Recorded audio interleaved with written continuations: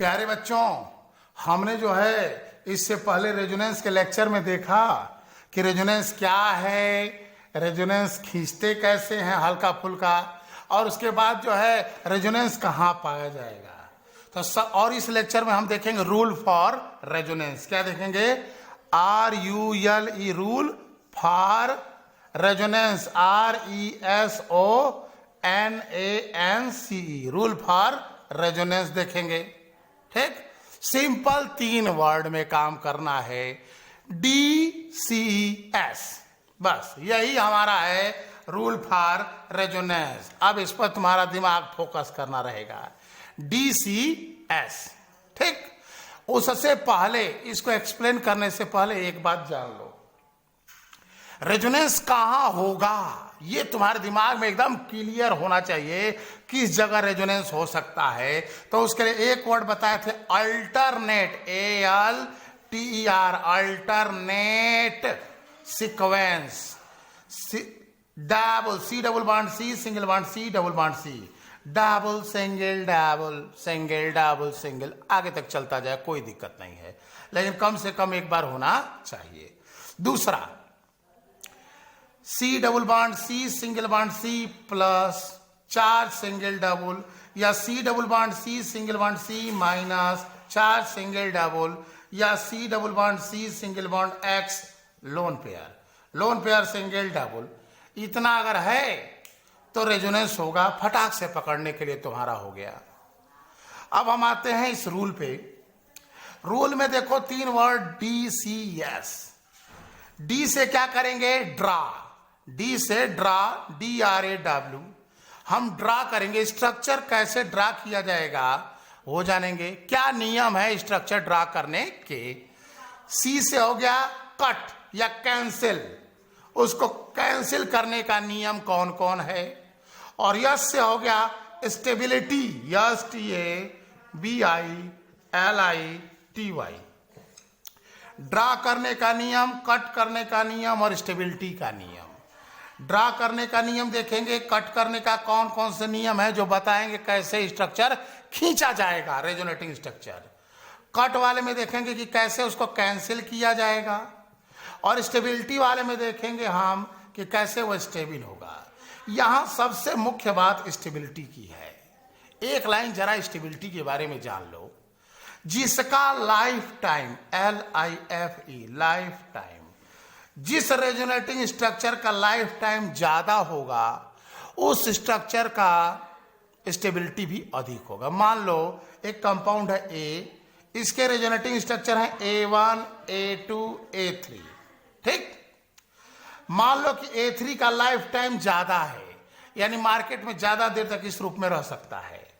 ठीक है, तो A3 का अगर लाइफ टाइम ज्यादा है A1 और A2 से, तो हम कहेंगे कि A3 जो है यह ज्यादा स्टेबल स्ट्रक्चर है, ज्यादा स्टेबल रेजोनेटिंग स्ट्रक्चर है, और इस स्ट्रक्चर का इसके अंदर, इस कंपाउंड में इसका कंट्रीब्यूशन ज्यादा है। अर्थात कंपाउंड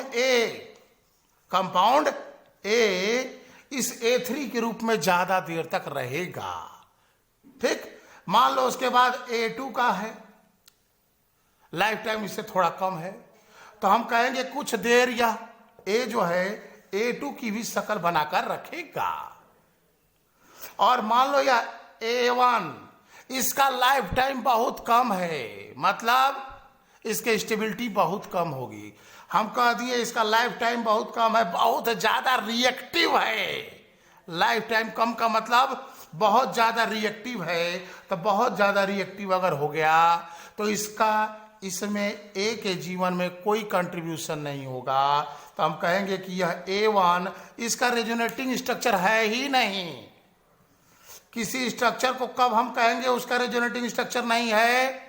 जब यह कंपाउंड A अगर इस रूप में कभी नहीं आता है या कभी आना नहीं चाहेगा, तो हम कहेंगे कि इस रूप में यह नहीं रहेगा। एक एग्जाम्पल से समझते हैं लाइफ टाइम को। जैसे मान लो तुम्हारे दिनचर्या को उठाते हैं, तुम हो यह A। अब तुम्हारी दिनचर्या का हमने कुछ पोज ले लिया, जैसे एक रहा सोने की अवस्था, स्लीपिंग, सोने की अवस्था। दूसरा हमने ले लिया दौड़ना, ठीक। और तीसरी अवस्था ले लिया हमने तुम्हारा मुर्गा बनना। बचपन में बने होगे। हम कहे कि बताओ तुम ज्यादातर किस रूप में एक बैठना भी ले लेते हैं, बैठना, तो तुम्हारा इन चौथा बैठना है। इन चारों में अब हम कहें कि तुम किस रूप में ज्यादातर रहोगे, तो तुम्हारा सबसे ज्यादा टाइम पास होगा सोने में, तो तुम्हारा सोने वाली अवस्था सबसे स्टेबल है। हम कहेंगे कि यह तुम्हारा मोस्ट स्टेबल रेजोनेटिंग स्ट्रक्चर है, क्योंकि तुम इस रूप में ज्यादा देर तक रहते हो, यह तुम्हारा स्टेबल स्टेट है, ठीक। दौड़ना, ये देखो। उसके बाद बैठना आएगा, बैठने वाले में थोड़ा आराम मिलेगा, तो दूसरे नंबर पर बैठना। उसके बाद तुम्हारा जो है दौड़ना आएगा, और सबसे खराब पोजीशन में मुर्गा बनना आएगा। हो सकता है कोई बच्चा अपने जीवन काल में मुर्गा ही ना बना हो। अगर वह कभी मुर्गा नहीं बना है तो यह उसका रेजोनेटिंग स्ट्रक्चर ही नहीं होगा, ठीक। मान लो दो कंपाउंड हैं, एक कंपाउंड है ए, इसके दो स्ट्रक्चर हैं। एक स्ट्रक्चर में बहुत चार्ज है वो, और दूसरे स्ट्रक्चर में वह न्यूट्रल है, उदासीन है। तो कौन सा स्ट्रक्चर ज्यादा स्टेबल होगा? न्यूट्रल वाला, क्योंकि अगर वह चार्ज है तो उसकी पोटेंशियल एनर्जी ज्यादा होगी, पोटेंशियल एनर्जी ज्यादा होगी तो उसकी रिएक्टिविटी ज्यादा होगी, क्रियाशीलता अधिक होगी, और उसका स्टेबिलिटी कम हो जाएगा। और उदासीन है, चार्ज नहीं है, तो उसकी स्टेबिलिटी ज्यादा होगी, ठीक। इतनी बातों को ध्यान में रखो और हम नियम को अब समझते हैं। ड्रा करने का नियम, खींचने का नियम, काटने का नियम और स्टेबिलिटी का नियम, ये तीन नियम पर हम फोकस करेंगे। ड्रा करना, देखो ड्रा करना में एक ही को नियम में मेन है, इलेक्ट्रॉन जंप करे और एटम अपनी ही जगह पर रहे। इलेक्ट्रॉन जंप करे और एटम अपनी ही जगह पर रहे। जब तुम किसी कंपाउंड का रेजोनेटिंग स्ट्रक्चर खींचोगे तो इलेक्ट्रॉन कूदना चाहिए, इलेक्ट्रॉन शिफ्ट करेगा, लेकिन एटम अपनी ही जगह पर रहेगा। यानी एटम जो है अपनी पोजीशन शिफ्ट नहीं करेगा। जितना भी स्ट्रक्चर खींचो सब में यही होगा। अब इलेक्ट्रॉन जंप करे तो कौन सा इलेक्ट्रॉन जंप करेगा? एक इलेक्ट्रॉन लूज है और एक इलेक्ट्रॉन टाइट है, यानी एक पाई बॉन्डेड है तो लूज इलेक्ट्रॉन हुआ, सिग्मा बॉन्डेड है तो टाइट इलेक्ट्रॉन हुआ। तो सिग्मा इलेक्ट्रॉन कभी भी जंप नहीं करेगा। जंप करने वाले इलेक्ट्रॉन कौन होंगे? या तो वह पाई इलेक्ट्रॉन हो, या तो वह माइनस चार्ज वाला इलेक्ट्रॉन हो, या वह लोन पेयर फ्री वाला इलेक्ट्रॉन हो।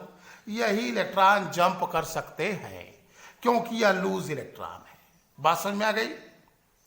जंपिंग ऑफ इलेक्ट्रॉन, इलेक्ट्रॉन अपनी पोजीशन चेंज करेंगे लेकिन एटम अपनी ही जगह पर रहेगा, ठीक है। अब यहां पर तुमको एक बात और बताना चाहेंगे कि अगर एटम भी जंप कर जाए और इलेक्ट्रॉन भी कूदे, इलेक्ट्रॉन भी अपनी पोजीशन बदले और एटम भी अपना स्थान बदल दे, तब वह रेजोनेंस नहीं, टाटामेरिज्म कहलाएगा। चलावयवता, चलने से प्रदर्शित होने वाली समावयवता टाटामेरिज्म कहलाएगा। तब तो टाटामेरिज्म और रेजोनेंस में क्या अंतर है? टाटामेरिज्म और रेजोनेंस में क्या अंतर है? रेजोनेंस में इलेक्ट्रॉन पोजीशन बदलता है लेकिन एटम अपनी जगह पर रहता है। और टाटामेरिज्म में क्या होगा कि इलेक्ट्रॉन और एटम दोनों ही अपना पोजीशन बदलते रहते हैं, ठीक। चलो अब आते हैं, जरा हम एग्जाम्पल लेकर रूल को खींचें, ठीक है। एग्जाम्पल लेकर रूल को खींचें, इसी को समझाएं कि क्या है। तो पहला नियम कहता है कि इलेक्ट्रॉन अपनी पोजीशन बदलेगा लेकिन एटम अपनी ही जगह पर रहेगा। और एक और नियम है कि जितने रेजोनेटिंग स्ट्रक्चर खींचना, ड्रा करने का नियम चल रहा है, जितने रेजोनेटिंग स्ट्रक्चर खींचना सब लुईस की इलेक्ट्रॉन बिंदु संरचना के अनुसार होना चाहिए। लेविस इलेक्ट्रॉन डॉट स्ट्रक्चर मतलब कोई ऐसा स्ट्रक्चर नहीं बना देना इलेक्ट्रॉन कुदाते कुदाते कि कार्बन के 5 बांड हो जाएं, ऑक्सीजन के 6 बांड हो जाएं। अरे ऑक्सीजन 2 बांड बनाता है, कार्बन 4 बांड बनाता है, तो 4 बांड न दिखना चाहिए। कार्बन के 4 बांड का मतलब जैसे हम खींच दिए 1 2 3 4, ये सही है। हम अगर ऐसे खींच दें C single bond C single bond यहां प्लस, यह भी सही है।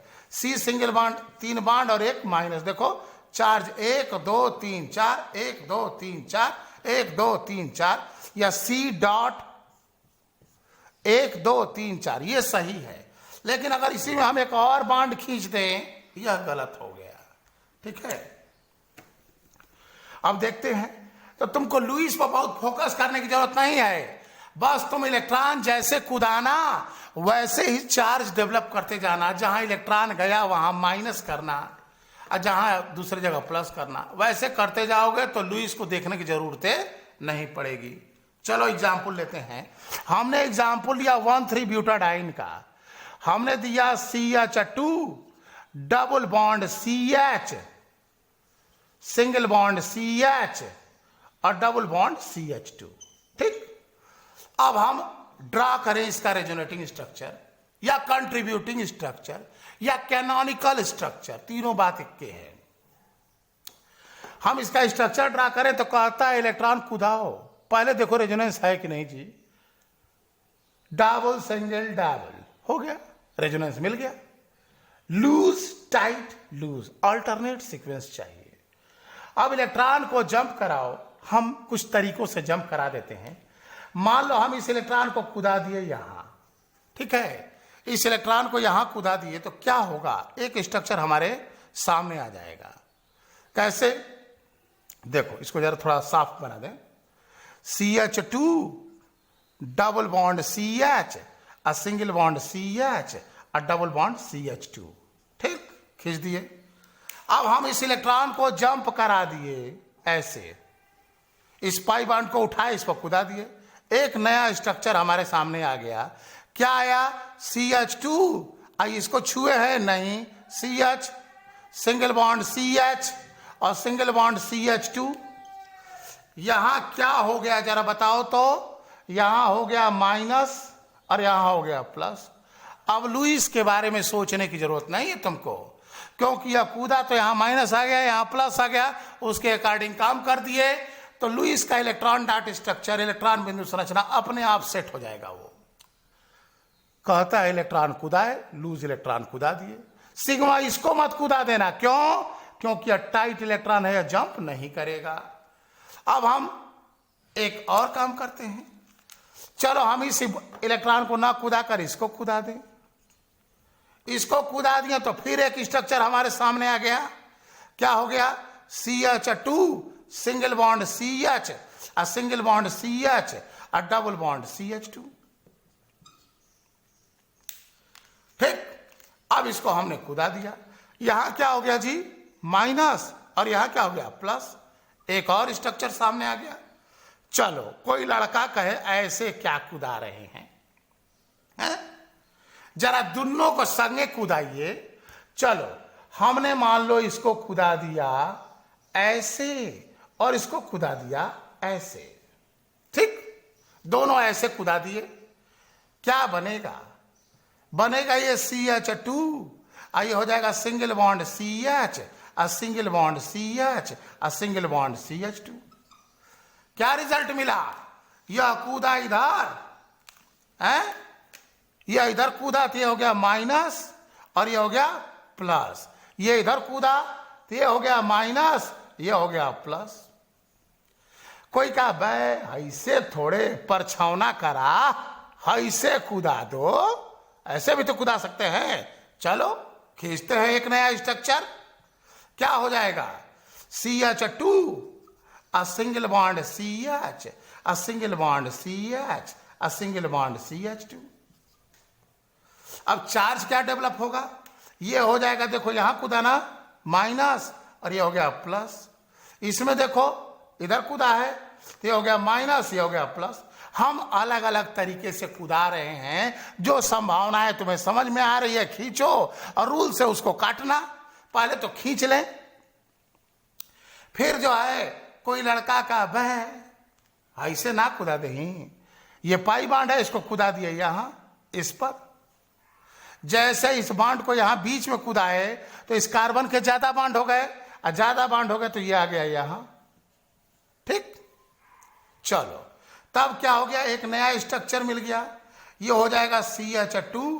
तुम अपने मन से कोई और भी तरीके से कूदा सकते हो, फिर इसको काटना CH, और ये क्या हो गया जी, सिंगल नहीं डबल बॉन्ड CH और सिंगल बॉन्ड CH2। ये क्या हो गया, चार्ज क्या डेवलप हुआ, यहां से इलेक्ट्रॉन जंप किया तो यहां हो गया प्लस, इसको घटाना हुआ है और इसको फायदा हुआ है तो यहां हो गया माइनस।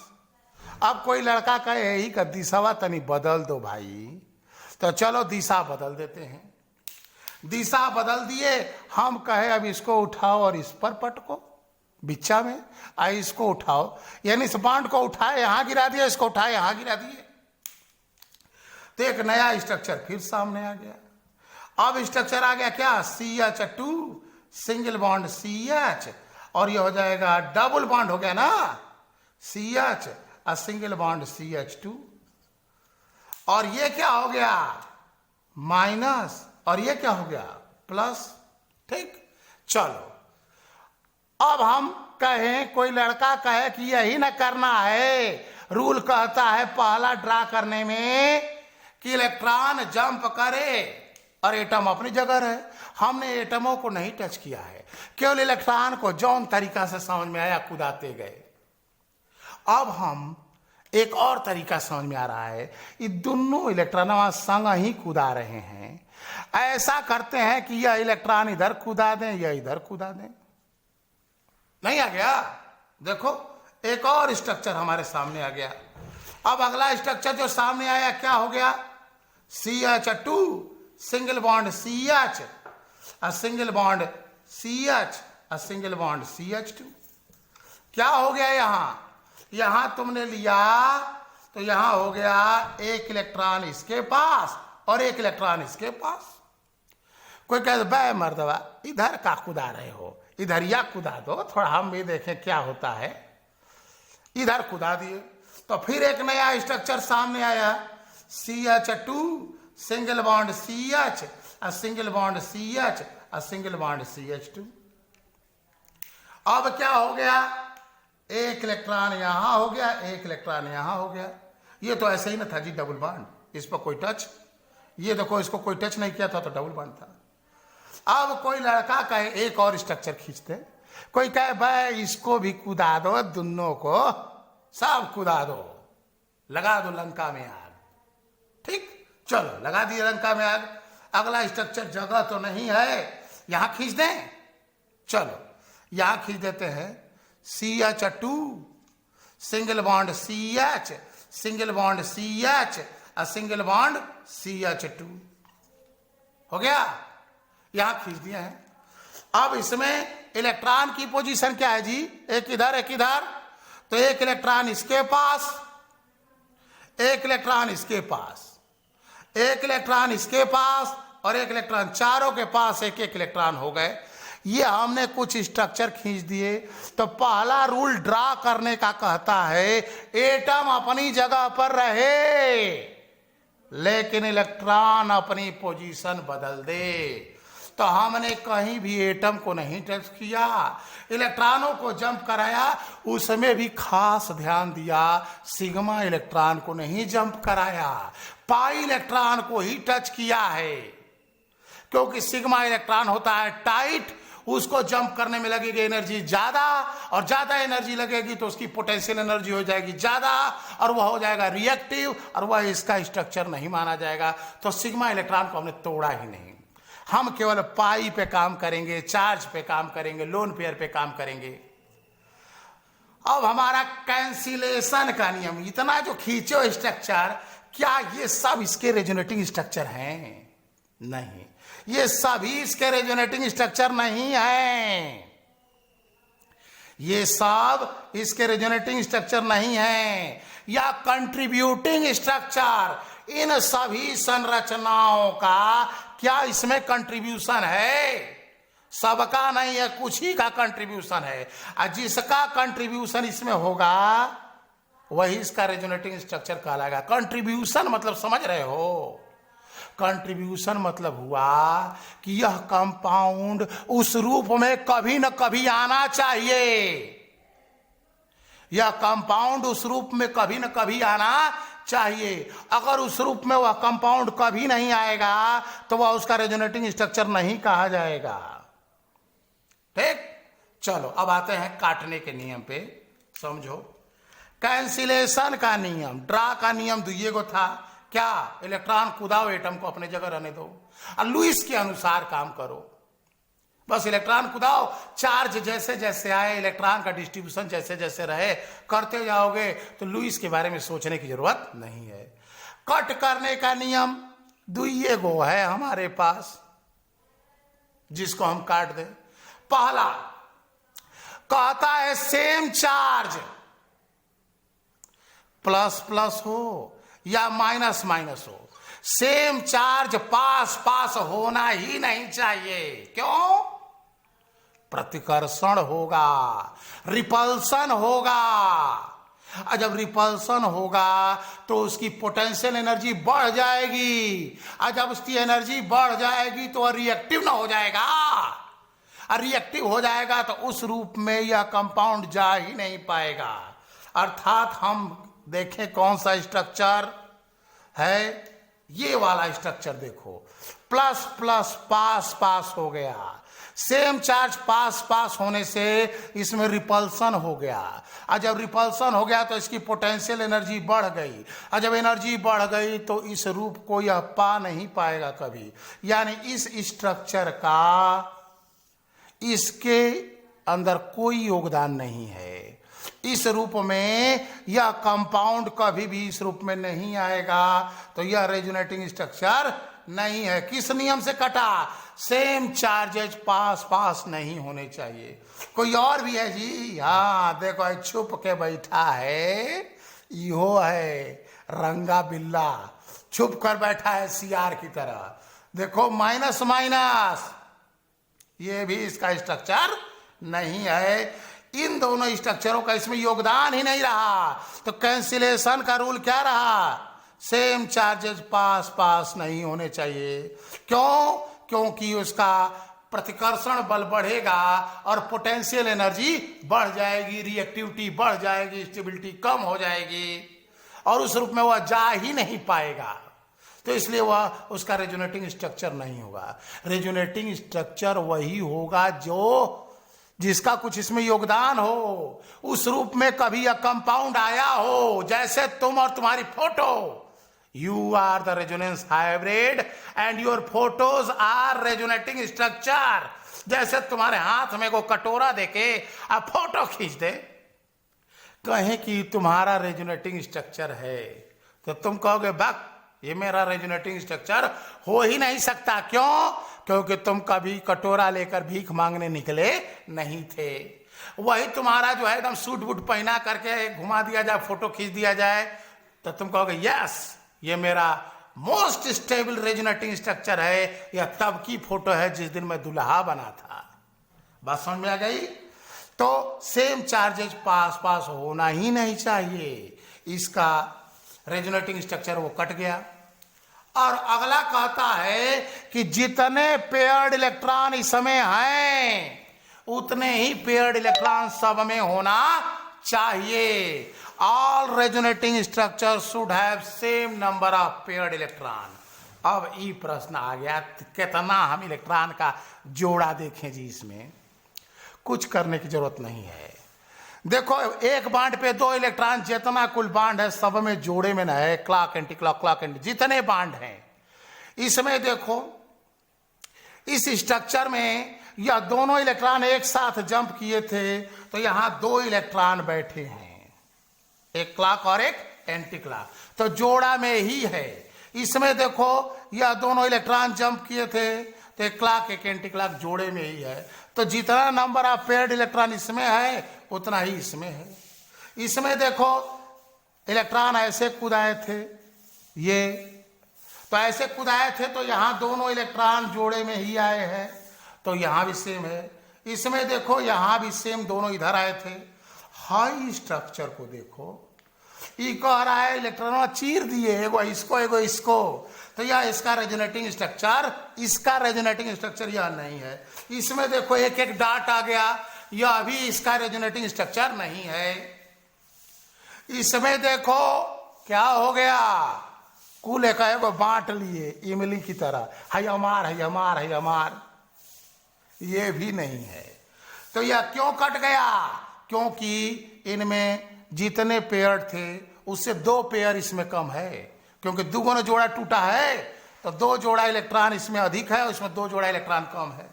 इसमें इस स्ट्रक्चर की अपेक्षा इसमें 1 जोड़ा इलेक्ट्रॉन कम है, 1 पेयर इलेक्ट्रॉन कम है। क्यों, क्योंकि एगो पेयर तोड़ के बनाए हो। इसमें भी इसकी अपेक्षा 1 पेयर इलेक्ट्रॉन कम है। तो कैंसिल करने के 2 नियम तुमने देखे, कौन कौन? पहला, सेम चार्ज पास पास न हो।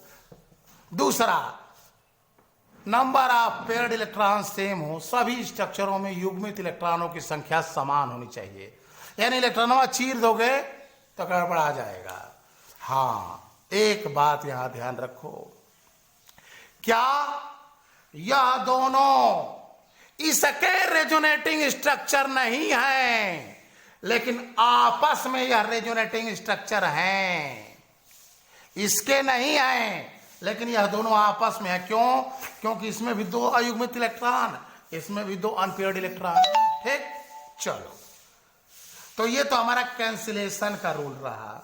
ड्रा करने का नियम हो गया और कैंसिल करने का। ड्रा में 2 नियम दिए थे और कैंसिल करने में भी 2 नियम दिए, DC हो गया। ड्रा में इलेक्ट्रॉन कुदाओ, एटम को नहीं कुदाओ।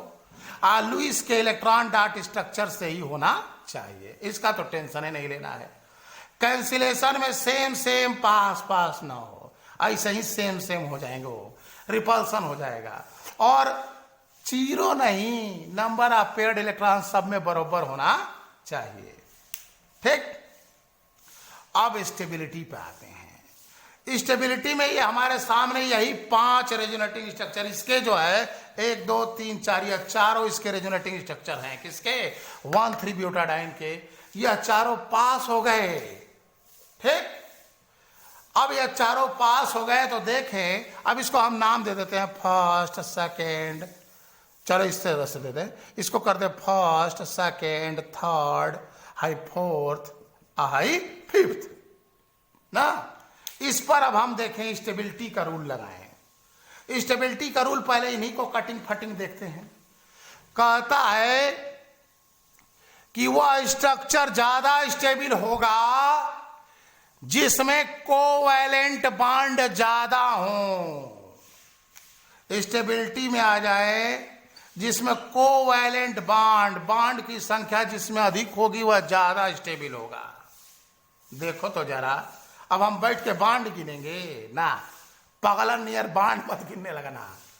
स्मार्ट वर्क है जो स्मार्ट गाई। इसमें जितना बांड था उससे 1 बांड इसमें कम है, क्योंकि बांडवा टूट करके प्लस माइनस हुआ है। इसमें जितना बांड था 1 बांड कम हुआ है, क्योंकि प्लसवा एगो बांडवा टूट के प्लस माइनस हुआ है। इसमें जितना बांड था उससे 1 बांड कम है, प्लस माइनस हुआ है, प्लस माइनस हुआ है, वही बांड ना टूटा है और प्लस माइनस हुआ है। तो सबसे अधिक स्टेबल स्ट्रक्चर फर्स्ट हुआ, क्योंकि इसमें सबसे अधिक कोवैलेंट बॉन्ड है। उसके पीछे का कारण जरा समझ लो। जब बॉन्डवा टूटेगा तो चार्ज जनरेट होगा, और चार्ज जनरेट होगा तो उसकी एनर्जी बढ़ेगी। चार्ज माने एनर्जी है ना, हुआ एनर्जी बढ़ गई तो उसका रिएक्टिविटी ना बढ़ेगा जी, स्टेबिलिटी घटेगा ना। चार्ज है लड़का तो रिएक्टिव होगा। ठीक, तो यह चार्ज है, यह चार्ज है, यह चार्ज है, यह चार्ज है, और यह क्या है? डिस्चार्ज है, कोई चार्ज नहीं है, इसलिए यह स्टेबल हो गया। बात समझ में आ गई? ओके, तो नंबर ऑफ कोवैलेंट बॉन्ड ज्यादा है तो स्टेबिलिटी ज्यादा होगी। दूसरा आते हैं, कहता है कि विपरीत आवेश, अगर समान आवेश पास पास थे तब तो स्ट्रक्चर नहीं था वो, लेकिन अगर विपरीत आवेश जो हैं जहां तक संभव हो सके अधिकतम दूरी पर होना चाहिए। इसमें देखो दो अपोजिट चार्ज पास पास, दो अपोजिट चार्ज पास पास, इसमें दोनों काफी दूर दूर हैं, इसमें दोनों काफी दूर दूर हैं। क्यों ऐसा कहा गया? विपरीत आवेश अगर दूर दूर हैं तो स्टेबिलिटी ज्यादा होगी, कारण अट्रैक्शन। ठीक है, कारण क्या हो जाएगा? अट्रैक्शन, यानी अपोजिट चार्ज अगर दूर दूर है तो स्टेबिलिटी ज्यादा होगी। देखो हम बताए थे जिस स्ट्रक्चर का लाइफ टाइम ज्यादा होगा वह ज्यादा स्टेबल होगा। इन पांचों संरचनाओं को देखो तो सबसे ज्यादा समय इस रूप में रहने का प्रयास करेगा ये, क्योंकि इस रूप में यह डिस्चार्ज है। यहां देखो इसका लाइफ टाइम कम क्यों हो गया? बगलिए में प्लस और माइनस, पंडित जी या राजभोग या कोई खूब खाने वाला आदमी और बगलिया में मिठाई, ज्यादा देर तक रहेगा, पट से गायब ना हो जाएगा। तुरंत यह मिलकर बांड बनाने का प्रयास करेंगे। जब बांड बनाने का तुरंत प्रयास करेंगे तो ज्यादा देर नहीं ना रहेगा, लाइफ टाइम कम ना होगा फोर्स ऑफ अट्रैक्शन के कारण। यहां देखो दूर दूर है, यह प्लस इस इलेक्ट्रॉन को बुलाएगा ऐसे, तब न जाएगा। तो दूरी बढ़ गई तो अट्रैक्शन घट गया, तो यह ज्यादा स्टेबल हुआ। तो कौन हो गया? यानी विपरीत आवेश जहां तक संभव हो सके अधिकतम दूरी पर होना चाहिए, यानी इलेक्ट्रॉन कूदाते जाओ जितना दूरी पर वो निकल जाए। चलो यहां देखते हैं, तो यह तो हो गया चौथा, इक्वल टू पांचवा। यह दोनों एक के चीज है ना जी। देखो आई मरकरवा ऐसे था, अब ये मरकरवा को ऐसे कर दिए, दोनों एक ही नियर न दिख रहा है, तो यह दोनों इक्विवेलेंट स्ट्रक्चर है, आइडेंटिकल नहीं है, इक्विवेलेंट है। अब आइडेंटिकल है इक्विवेलेंट हम सिमेट्री का जब क्लास लेंगे तो वहां तुम्हें बताएंगे किसको कहते हैं आइडेंटिकल। चलो उसको छोड़ो, यह दोनों बरोबर हो गए। ठीक, इसके बाद हो गया सेकेंड बराबर थर्ड, यह दोनों एक बराबर स्टेबल है। तो स्टेबिलिटी में हमने देखा क्या इसी में तनी नियम ज्यादा है। इन पांचों को पिक्चर बना था तो पहले इन्हीं पर नियम बना दिए। पहला कोवैलेंट बॉन्ड ज्यादा है तो स्टेबिलिटी ज्यादा होगी। कुल मिला के मोटा मोटी दिमाग में बैठाना, न्यूट्रल है तो स्टेबिलिटी ज्यादा, चार्ज है तो स्टेबिलिटी कम। ठीक, लाइफ टाइम, तुम उसकी लाइफ टाइम का ध्यान देना, क्या वह उस रूप में ज्यादा देर तक रह सकता है? तो देखो यह दूर दूर थे, आने में टाइम लगेगा मिलने में, इसलिए यह ज्यादा देर तक इस रूप में रह सकता है। ठीक, तो समान आवेश होना ही नहीं चाहिए, विपरीत आवेश जहां तक संभव हो सके अधिकतम दूरी पर होना चाहिए। ये रहा। देखो बच्चों, तो हमने रूल फॉर रेजोनेंस में देखा कि डी से अभी तक क्या देखा कि डी से जो है ड्रा करना, सी से कैंसिल करना। ड्रा करने वाले में हमने दो ही चीजें देखा, एक देखा कि इलेक्ट्रॉन अपने स्थान बदले लेकिन एटम अपने ही जगह पर रहे, एटम नहीं चेंज करेगा। उसके बाद लेविस स्ट्रक्चर के अनुसार होना चाहिए, तो ये तो कुछ देखना ही नहीं था इसमें। कैंसिल करने वाले में दो चीजें हमने देखा, एक सेम चार्जेस पास पास नहीं होने चाहिए, रिपल्सन होगा। उसके बाद फिर हम देखे अभी तक एक और कैंसिल में था कि number of paired electron same होना चाहिए। जितना पेयर्ड इलेक्ट्रॉन उस स्ट्रक्चर में है सभी स्ट्रक्चरों में उतना ही होना चाहिए जितना उस कंपाउंड के अंदर है। ये कैंसिलेशन का देखे। स्टेबिलिटी में हम आए तो देखो स्टेबिलिटी में हमको काम क्या करना है, हमको स्टेबिलिटी में देखना है पहले कोक पियो, ठीक है, फिर रेस करो RESH, और हो जाओ क्या, sp। कोक पीकर रेस करो किसकी तरह, sp की तरह, कोक रेस और sp।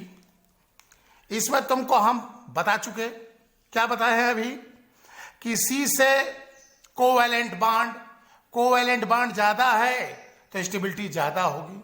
कोक पियो, C से कोवैलेंट बांड ज्यादा तो स्टेबिलिटी ज्यादा। ठीक, जैसे था अभी बताए थे, CH2 double bond CH, single bond CH और डबल बांड CH2, और यहां CH2 single bond CH, single bond CH, double bond CH2, एक जगह कर दिए माइनस, एक जगह कर दिए प्लस। फिर ले लिए CH2 सिंगल बांड CH और डबल बांड CH और सिंगल बांड CH2, एक जगह कर दिए माइनस, एक जगह कर दिए प्लस। इन्हीं तीन पर समझाते हैं, फिर से रिपीट कर देते हैं एक बार। तो C से क्या हो गया, क्या करो पहले, कोवैलेंट बांड ज्यादा, तो इसमें कोवैलेंट बांड ज्यादा है, इसमें वही ना बंडवा टूटा, ऐसे में वही टूटा, तो कोवैलेंट बांड ज्यादा तो स्टेबिलिटी इसकी ज्यादा। उसके बाद ओ से अपोजिट C से चार्ज, अपोजिट चार्ज जहां तक संभव हो सके दूर दूर होना चाहिए। इसको समझा चुके। यहां जो है यह सबसे ज्यादा स्टेबल कौन था, ये फिर ये, इन तीनों में देखें सबसे अधिक स्टेबल ये कोवैलेंट बांड ज्यादा है। इन दोनों में कंपटीशन हो गया तो अपोजिट चार्ज, विपरीत आवेश जहां तक संभव हो सके अधिकतम दूरी पर होना चाहिए। अब हम आते हैं रेस पर। ठीक, कोक पी लिए तब थोड़ा रेस कर लिया जाए। रेस पर आते हैं। रेस में क्या है, RE, रेजोनेंस एनर्जी ज्यादा तो स्टेबिलिटी ज्यादा। रेजोनेंस एनर्जी अधिक है तो स्टेबिलिटी भी अधिक होगी। एक कंपाउंड A है, एक कंपाउंड B है। A का रेजोनेंस एनर्जी है A1, रेजोनेंस एनर्जी मान लीजिए A का है 36 kJ पर मोल, किलो कैलोरी पर मोल। ठीक, मान लीजिए अभी का हमने दे दिया 16 किलो कैलोरी पर मोल। तो बताइए इन दोनों A और B में कौन ज्यादा स्टेबल है, A है। तो रेजोनेंस एनर्जी अधिक होगा तो स्टेबिलिटी अधिक होगी। अब इसी को R को कनेक्ट कर दो यस से। रेजोनेटिंग स्ट्रक्चर ज्यादा है तो स्टेबिलिटी ज्यादा होगी। sp को ऊपर लिख दें यहां, चलो। रेजोनेंस एनर्जी ज्यादा तो स्टेबिलिटी ज्यादा। रेजोनेटिंग स्ट्रक्चर, यस से क्या हो गया, स्ट्रक्चर। रेजोनेटिंग स्ट्रक्चर ज्यादा तो स्टेबिलिटी ज्यादा। यानी हमारा जो है, अगर एक कंपाउंड A है, एक कंपाउंड B है, A के रेजोनेटिंग स्ट्रक्चर है A1, A2, A3 और B का है B1, B2। अब बताओ A और B में कौन ज्यादा stable, A। Higher the number of resonating structure greater is the stability. उसके बाद H, resonance hybrid. Resonance hybrid अपने किसी भी रेजोनेटिंग स्ट्रक्चर से अधिक स्टेबल होता है। जैसे हम बेंजीन का स्ट्रक्चर बना दें, रेजोनेटिंग स्ट्रक्चर ऐसे, फिर ऐसे और ये ऐसे। कहा जाए इन तीनों में, ये फर्स्ट, ये सेकेंड, ये रेजोनेंस हाइब्रिड, इन तीनों में सबसे अधिक स्टेबल कौन, रेजोनेंस हाइब्रिड। उसके बाद कौन, यह दोनों इक्विवेलेंट स्ट्रक्चर हैं, एक जैसे दिख रहे हैं, तो क्या हो जाएगा, फर्स्ट इक्वल टू सेकेंड। तो रेस हमने कोक पी लिया, कोवेलेंट बांड ज्यादा, स्टेबिलिटी ज्यादा, अपोजिट चार्ज जहां तक संभव हो सके अधिकतम दूरी पर हो, कोक पी लिए। रेस, रेजोनेंस एनर्जी ज्यादा, स्टेबिलिटी ज्यादा। रेजोनेटिंग स्ट्रक्चर ज्यादा, स्टेबिलिटी ज्यादा। रेजोनेंस हाइब्रिड, H से हाइब्रिड, रेजोनेंस हाइब्रिड की स्टेबिलिटी सबसे ज्यादा होगी। किसी भी रेजोनेटिंग स्ट्रक्चर की अपेक्षा रेजोनेंस हाइब्रिड की स्टेबिलिटी ज्यादा होगी।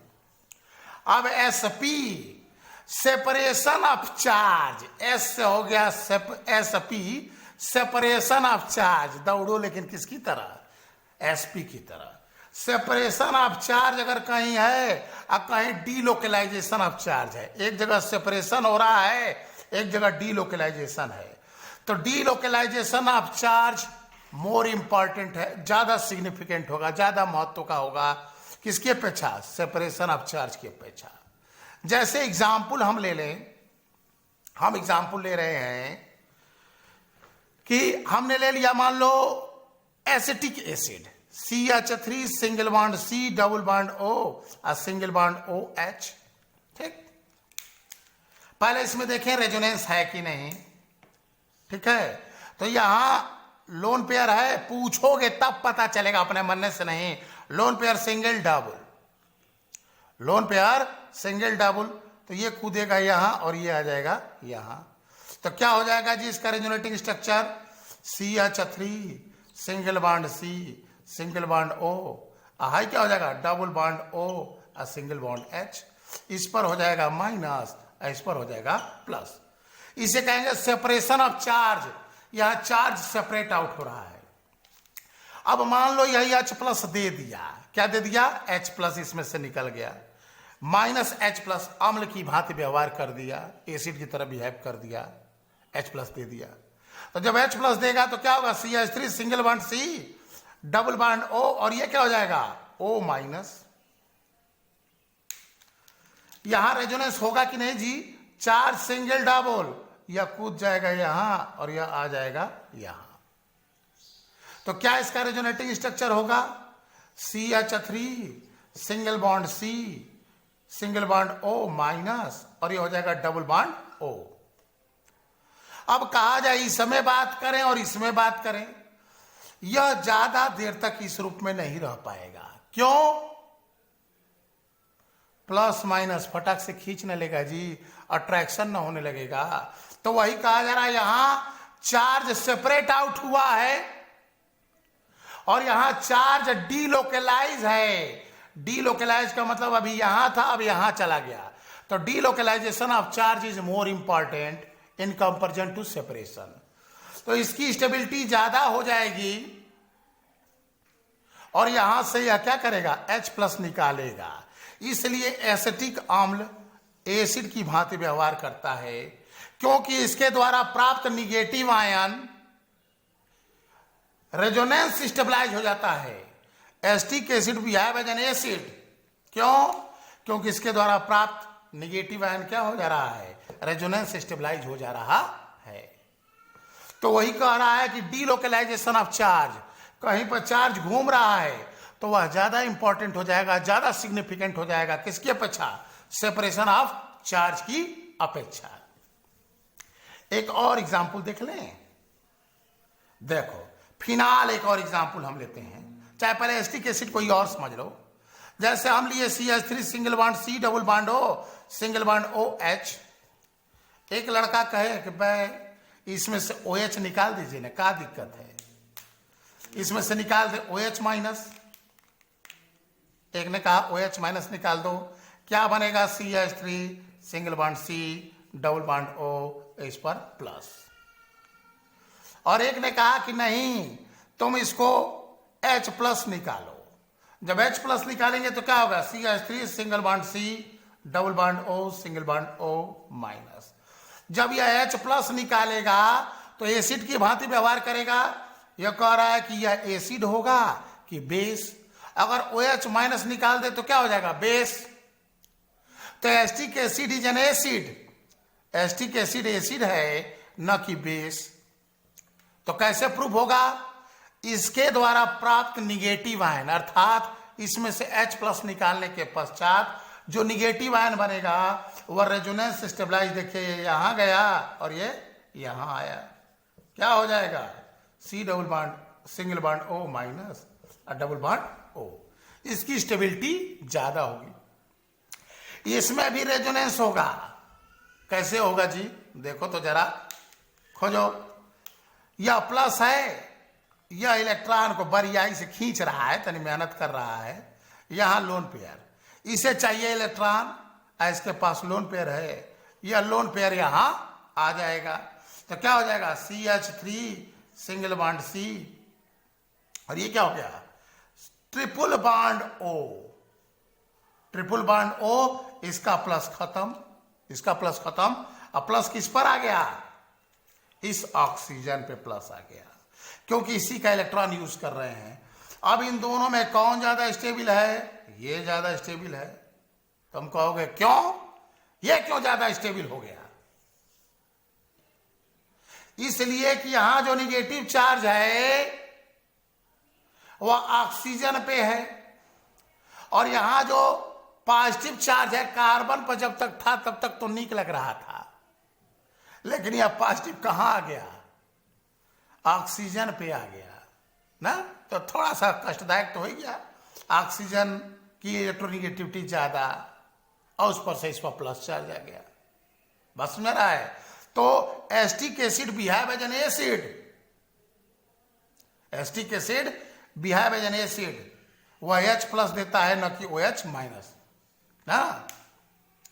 चलो अब इसके आगे जो है और क्लियरेंस किया जाएगा अगले लेक्चर में। ठीक, पहले इतने लेक्चर्स को दिमाग में मनन करें, तो और इसकी बारीकियां फाइनल और लास्ट लेक्चर में आएंगी।